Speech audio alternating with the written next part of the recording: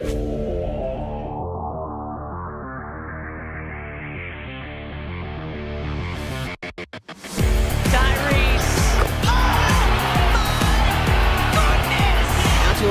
Tobias Harris, and Tobias drills it!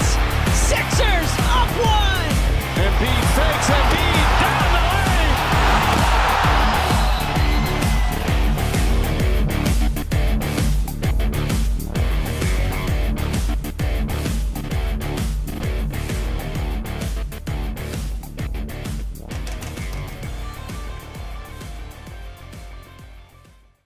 What is going on, guys, and welcome back to the Pick Squad Media YouTube channel. My name is Barnard, as always, and the NBA draft continues to inch closer. And today I want to dive into a player there's a lot of buzz about, and nobody really, I think, truly sure on who he is as a player.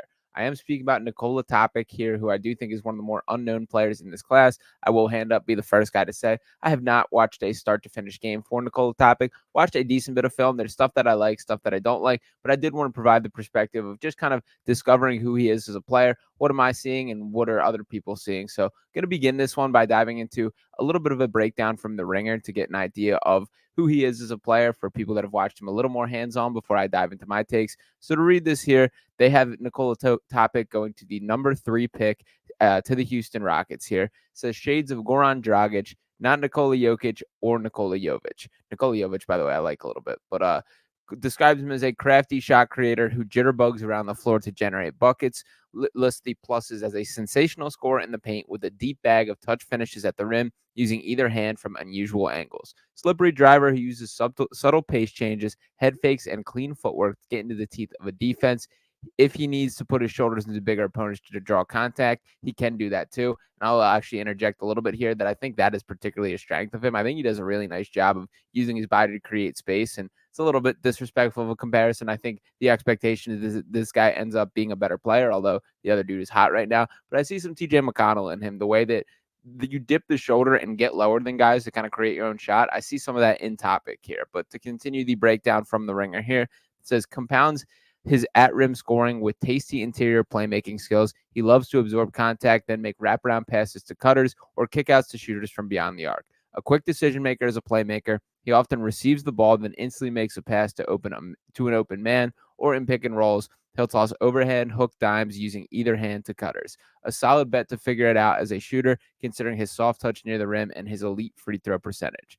Now, some of the minuses here: a stiff jump shooter. Defenders often sag off him to give him space to launch when he's spotting up or isolating. He's reluctant to shoot unless he's open, in part due to his low release. A bit of an uptight ball handler. Though he's shifty and changes pace, he's largely a downhill player who hasn't shown much of a mid-range game with floaters or pull-ups. Also an inconsistent defender with intensity that comes and goes. With a lean frame, he may never be more than average, even if his effort improves, but he must improve enough not to be a liability. And officially, he's listed as 6'6", 200 pounds. He's still 18 years old with a 6'8" wingspan. So that's a bit about what The Ringer has to say about Nikola Topic. So to dive in, let's take a peek at his stats before we look at some film here.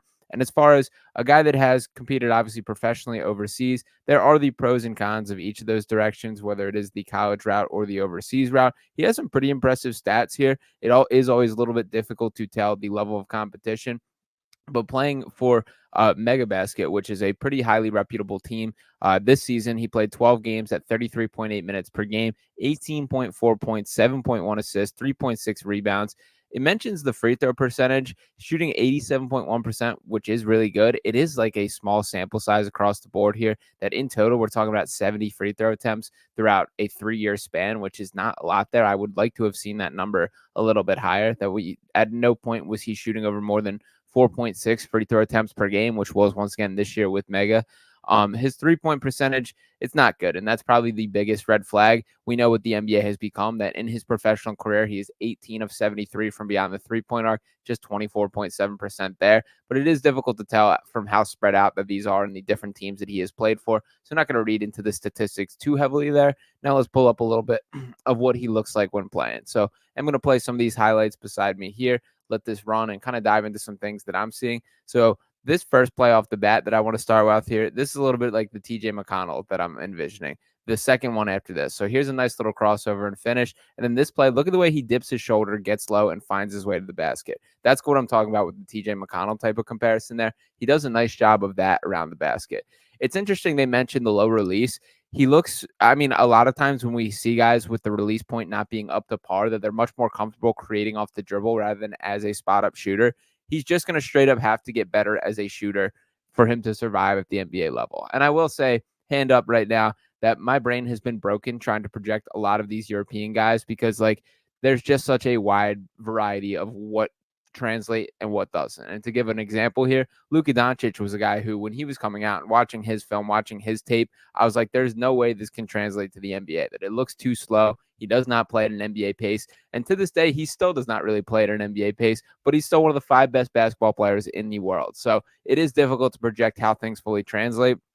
I will say with his specific game here, this is a really nice look, and I do want to highlight this play here. Take a look at this little pocket pass that he threads the needle on the pick and roll. This is the stuff that will keep him in the NBA. That sets the screen. That's a pretty tight window to fit that in. Beautiful. I'm going to play that one more time. This is just as cookie cutter as you can get on pick and roll situation. That's exactly how they teach it. That's some really good stuff there. So love to see that from him. That playmaking is probably, I don't want to say the biggest X factor, more so the biggest expectation for him. That I think as much as the shooting is going to be an issue, that this is something that he's going to be expected to be capable of running an offense. That's a big part of the appeal of him.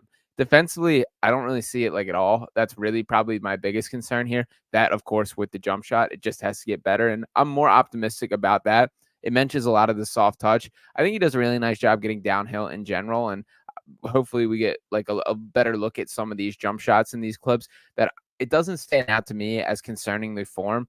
To compare him a little bit to a guy like Isaiah Collier, that like he's a guy who I think they have somewhat similar just form on the way they shoot. And Collier is another guy that I'll throw the same criticism, that I think he's more comfortable off the catch or off the creating for himself off the dribble rather than catch and shoot opportunities. I think it's a little bit similar in this case with Topic here. The playmaking is absolutely what is going to keep him in this league and make a name for himself. But I do see a little bit of Goran Dragic in there, as much as there's some shades of that in his game. Goran obviously hung around for a while. That's probably the archetype of player that I see him following. It's like a veteran guard that sticks around a team. That's another great read on a cut there. Let me play this one more time.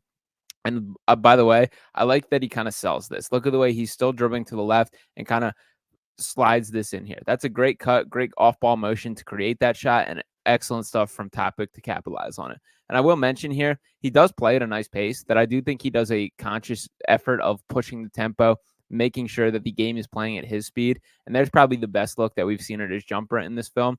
So as you can see, off the dribble here, actually back to back here, or him with the pass here. And then the second one, we can see him dribble into a 3-point shot.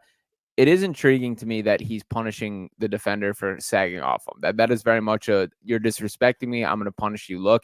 And the form, again, it does not look overly concerning to me. Like, taking that down, and I'm going to try and freeze this right at the spot, I don't see anything wrong with the form there. That's absolutely fine to me. I've read in a couple of different places the criticism of the form overall. That's looked completely passable to me. You could argue maybe you want the release point a little bit higher, but I mean, I'm personally of the mindset of you don't mess with a guy's jump shot form too heavily. That, you know, it doesn't all have to be cookie cutter or exactly the same. Whatever is comfortable for a guy's at his best. I don't think there's anything mechanically that needs to be adjusted in his game. It's just getting more repetitions, getting more confident in it. And here's another great looking 3-pointer. I like this play too, that I think like the shooting, I'm ready to wipe away any concerns over the form. And I like specifically that both these 3-pointers we've now seen has been when the big man has switched on to him. So as you can see that they are sagging off, trying to prevent the drive, which seems to be what he's most dangerous at, and he's willing to punish him, shoot over the top. If he can do that, he will stick at the NBA level. And by the way, here's another great example of him attacking the basket with the big man off him. And look at the way he uses his body contact to still get that off around the bigger defender. That's some advanced stuff there. I like that.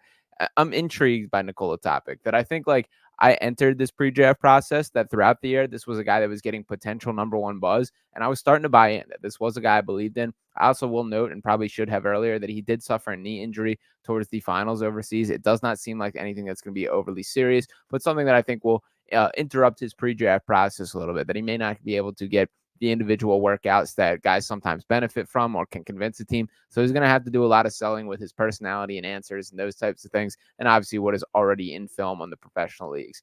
And I did touch on earlier kind of the differences between the players that take this path playing professionally overseas versus college. For a guy like Nikola Topic, I do think it makes sense for him to go this route. Obviously, he's a guy that's born overseas and it's cleaner cut from that direction. But from a skill set standpoint, what stands out to me is when you watch these guys go from college, like to use an example, like let's think about Jared McCain. Like Jared McCain's a guy who at Duke was essentially the guy. Kyle Filipowski obviously also as well, and they had other good players. But there were nights where everything was built around McCain. You're creating shots for him.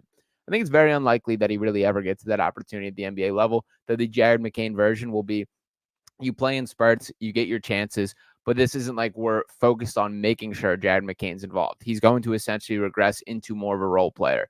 With Nikola Topic, that's essentially how you have to fit in. That nothing's going to be catered to. You're playing with grown men. You're playing with guys with higher expectations and belief. And obviously, it is a testament to him that he's found a way to make an impact and was wildly successful over there for the most part. So he also, like, as much as he measures in at 6'6", he does not have the look of a 6'6" player. That he is a guy that looks like a guard out there. And this has worked in both directions. I've talked plenty about Devin Carter. Devin Carter's a guy who, even despite seeing the measurements and everything else, I find it hard to believe he's only 6'3" because he just pops off the page and looks way bigger than that.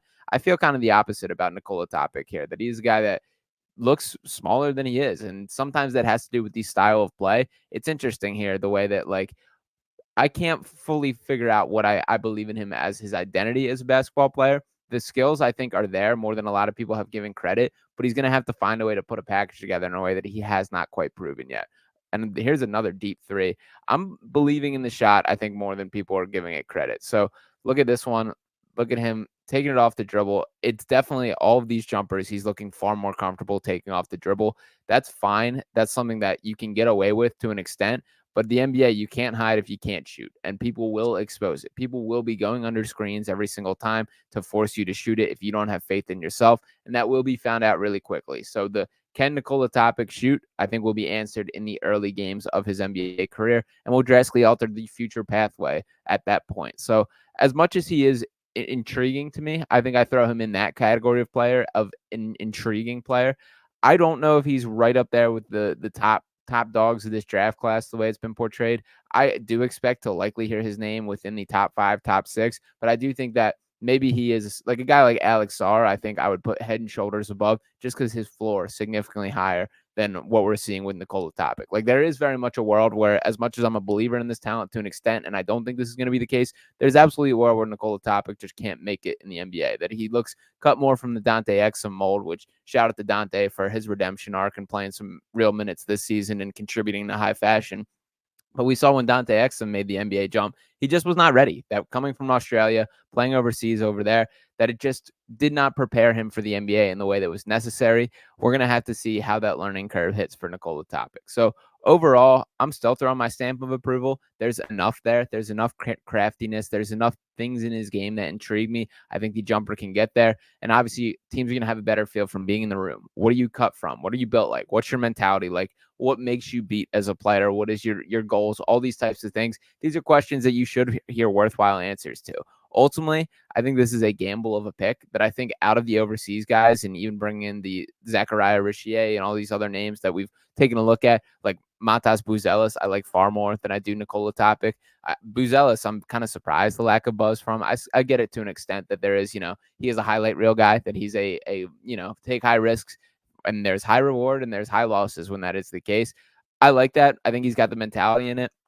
But for Nikola Topic specifically, there's a little bit too many questions that I have regarding how does this all function into an actual compatible basketball player that can contribute to winning. That my biggest selling point when choosing a prospects, and I'm pretty bullheaded on this, is I like guys that have a number one characteristic that I know is going to stick at the NBA, whether that's as a shooter, as a defender, as a playmaker. I think for Nikola Topic, it's probably as a playmaker that he does have that feel for the game that you do look for a player of his caliber and in his position, as ball dominant as he's going to be playing. So that's probably the skill set that you could stick to, but I'm still not as locked in as he has this going for him, and then he can expand beyond that. So that's one of my concerns there. I know Ryan Coyle will be back on this channel breaking down Stephon Castle. he's much more in on Castle than I am for that same reason. That what is that defining trait? I was pretty out on Anthony Black last year for the same reason, that I just needed to see something that I know is absolutely going to translate.